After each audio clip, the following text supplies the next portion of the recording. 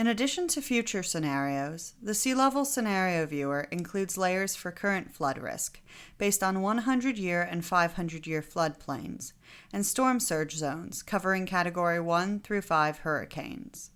Check the box next to Current Flood Risk and expand the folder. It contains two subfolders: Affected Roads Floodplains and Affected Roads Storm Surge, and three layers: Storm Surge Zones, the 100-year floodplain, and the 500-year floodplain.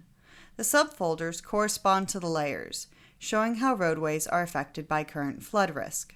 For example, if you turn on the 500-year floodplain layer, you may also want to turn on the % RCI roadway in 100 and 500-year floodplain layer, and the % local roadway in 100 and 500-year floodplain layer, in order to visualize what roadways will be impacted during a 500-year flood.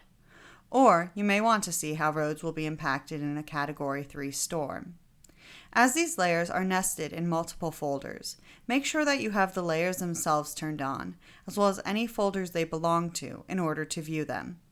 If you'd like to learn more about any of these layers, click on their name and open the metadata.